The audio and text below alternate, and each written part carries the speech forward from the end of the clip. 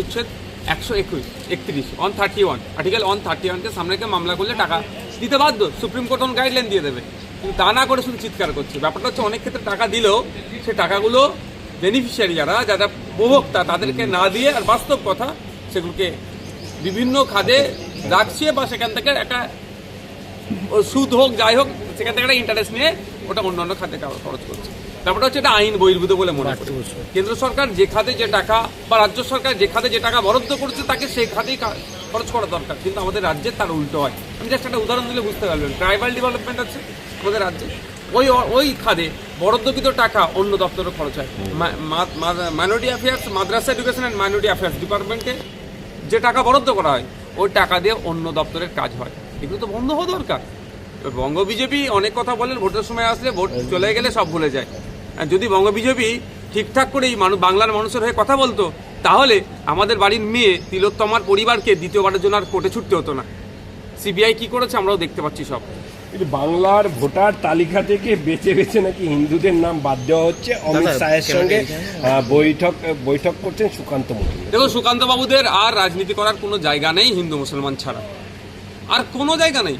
ডেভেলপমেন্টের উপরে এরা কথা বলতে পারবে না। যদি প্রশ্ন করা হয় সুকান্ত বাবুদেরকে যে আপনাদের সরকার 2014 থেকে কেন্দ্রে চলছে, আপনারা একটা এইমস এক্সট্রা আনতে পেরেছেন? কেন্দ্রীয় বিশ্ববিদ্যালয় পশ্চিমবাংলায় আনতে পেরেছেন? আপনার কেন্দ্রীয় ফান্ড স্পেশাল নিয়ে এসে বাংলার কি ডেভেলপ করেছেন? রাজ্য সরকার তো তলনিতে যাচ্ছে।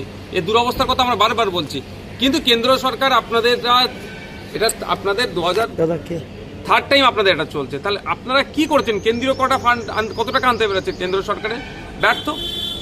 আর প্রধান বিরোধী দল হওয়ার পরও রাজ্য সরকারের যে অন্যায় অনাচারগুলো হচ্ছে, 10 লক্ষ উচ্চশিক্ষায় শিক্ষিত অর্থাৎ বিএড করে বসে আছে ছেলে মেয়েরা আপনারা আমার বাড়ির, তারা চাকরি পাচ্ছে না, নোটিফিকেশন হচ্ছে না। লাস্ট নোটিফিকেশন 2017 সালে আমরা শুনেছিলাম। এখন এদিকে লাখো লাখো শূন্যপদ পড়ে আছে। এই নিয়ে তাদের কোনো চর্চা নেই, শুধু হিন্দু মুসলমান। দেখুন, অনৈতিকভাবে অবৈধভাবে একটা হিন্দু ভোটারকে যদি নাম কাটে তার জন্য নওশাদ সিদ্দিকী আইএসএফ লড়াই করবে, ঠিক একইভাবে ভিন্ন ধর্মে কাউকে অবৈধভাবে কারো নাম যদি অন্যায়ভাবে যদি কেটে দেওয়া হয় তার বিরুদ্ধে লড়াই করবে। কিন্তু সুকান্ত বাবুদের এই হিন্দু মুসলমান ছাড়া আর কোনো সাবজেক্ট নেই পলিটিক্স করার। মূল্যবৃদ্ধি, বেকারত্বে হাঁসফাঁস যখন আমজনতা, তখন 24,000 টাকা বেতন বাড়লো সাংসদদের, সঙ্গে পেনশন, দৈনিক ভাতাও বৃদ্ধি। এবারে কি প্রতিবাদ হবে? একদম, আমি প্রতিবাদ করেছিলাম বিধানসভার মধ্যে দাঁড়িয়ে। বিধায়কদের ভাতা 40,000 টাকা বেরোচ্ছিল, 40,000 টাকা বেরোচ্ছিল, তারও প্রতিবাদ করেছিলাম। বিধানসভার মধ্যে দাঁড়িয়ে বেরিয়েছিলাম, হ্যাঁ বাড়া দরকার। এখন যেভাবে মূল্যবৃদ্ধি হচ্ছে, যে টাকা মাইনে সে টাকা থেকে বাড়া দরকার। কেন্দ্রীয় সরকার একইভাবে আমি বলবো বাড়ানো দরকার, কিন্তু যেভাবে বাড়িয়ে দিয়েছে এক লাফে, সেই অর্থে সাধারণ মানুষ, শ্রমজীবী মানুষের মজুরির তালে মূল্যায়ন হচ্ছে না। স্কিল লেবার, আনস্কিল লেবারদেরও তাদের মজুরিটা বাড়ানো দরকার। বিড়ি শ্রমিকদের মজুরিটা বাড়ানো দরকার। 1000 বিড়ি বাঁধলে 261 টাকা পাবে কেন? তাদেরও তো বাড়াতে হবে। শুধুমাত্র জনপ্রতিনিধিরা নিজেদের মতো করে বাড়িয়ে নেব, আর অন্যদের ক্ষেত্রে কমিশন বসাতে হবে, আলোচনা করতে হবে, তারপরে হবে। এই দ্বিচারিতা বন্ধ করা হবে। এইখানে আমি জনগণের উদ্দেশ্যে বলবো, আপনারা ভোট দিয়ে নেতা তৈরি করছেন, আর নেতারা নিজেদের স্বার্থের কথা ভাবছে, জনগণের কথা ভাবছে না। তাই আগামী দিনে এমন নেতা তৈরি করুন যে আগে জনগণের কথা ভাববে, তারপরে তাদের কথা ভাববে। আমি আমার কথা বলবো না, আমি একটা জাস্ট উদাহরণ দেবো। আমি আজকে আসছিলাম বিধাননগর স্পেশাল কোর্টে, এমপি এমএলএ কোর্ট যেটাকে বলে। আমার বিরুদ্ধে মামলা আছে। আমি আমার বিরুদ্ধে একাধিক মামলাতে আমাকে গ্রেফতার করে আমাকে প্রেসিডেন্সি জেলে রেখেছিল। আমার as a MLA division 1 treatment পাওয়ার দরকার। আমি কিন্তু ওখানেই কোর্টে আমি নাকচ করেছিলাম যে আমি সাধারণ প্রিজনার্স যারা আছে তাদের মতো আমি ট্রিট নেব, কারণ আমি মনে করি তাদের ভোটেই আমি ভিআইপি হয়েছি। আমি যাদের ভোটে ভিআইপি হয়েছে তাদেরকে আমি ভিভিআইপি মনে করি। সুতরাং তারা যখন স্পেশাল ট্রিট পাবে, তারপরে আমি জনপ্রতিনিধি তাদের ট্রিট নেব। আমি এটা বলে বলছি না যে আমি মহান। আমার বলার বক্তব্যটাই হচ্ছে যে আমাদেরকে সেই রকম জনপ্রতিনিধি তৈরি করতে হবে যারা তাদের ভোটারদের সম্মান দেয়, গুরুত্ব দেয়, তাদের অভাব অভিযোগগুলোকে সমাধান করার চেষ্টা করে। বর্জ্য পদার্থ বিপর্যয়ে হাহাকার হাওড়ায়, এবং 5 দিন পর দেখা গেল যে পুরমন্ত্রী সেখানে উপস্থিত হলেন আর বললেন 3 দিনের মধ্যে সমাধানের আশ্বাস দিয়েছে, এবং সমস্যা না মিটলে বলছে ঘেরাওয়ের হুঁশিয়ারি দিয়েছে ভুক্তভোগীরা। দেখুন, আমি এটা আজকে সমস্যা নয়, এটা যদি আমরা সায়েন্টিফিক ওয়েতে যাই সহজেই সমাধান হয়ে যাবে। কিন্তু এই সমস্যাগুলো সমাধান করার ইচ্ছা নয়। খেলা মেলা করবে, হাজার হাজার কোটি টাকা এটা খরচ করবে। এই ওয়েস্ট ম্যানেজমেন্টে যদি আমরা মানে ওয়ার্ল্ড ওয়াইজ যদি আমরা স্টাডি করি, এইগুলোকেও আমরা আমাদের কাজেও লাগাতে পারি।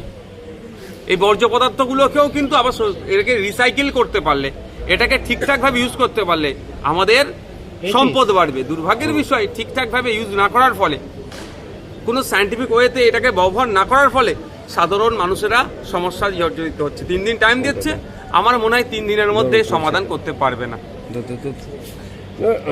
বলছি, এই যে তৃণমূলের বিধায়ক, করণদিঘির তৃণমূলের বিধায়কের স্ত্রী, তিনি শ্রীমতী পম্পা পাল, তিনি আবার উত্তর দিনাজপুর জেলা পরিষদের সভাধিপতি। তার ওবিসি এবং এসসি সার্টিফিকেট, এইটাই তো প্রশ্ন আমার। এত ফেক মানে এসটি এসসি ওবিসি সার্টিফিকেট ছেড়ে গিয়েছে, আর কাদের হাতে? কদিন আগে দেখলেন না মালদা জেলাতে বাংলাদেশি একজন, কোড আনকোড বলছি, তিনি নাকি বাংলাদেশি, তাকে এখানকার ওবিসি সার্টিফিকেট এখানে প্রদান হয়ে বসে আছে। তৃণমূলের সরকারের আমলে হবে না এই ধরনের কিছু, নাই, ইম্পসিবল, সবই পসিবল। টাকা দেবেন, সব সম্ভব। দেবত্ব সম্পত্তি আমরা যেটা জানি এটা হস্তান্তরযোগ্য নয়, সেটাও বিক্রি হয়ে যায়। ওয়াকআপ সম্পত্তি হস্তান্তরযোগ্য নয়, সেটা বিক্রি হয়ে যায়।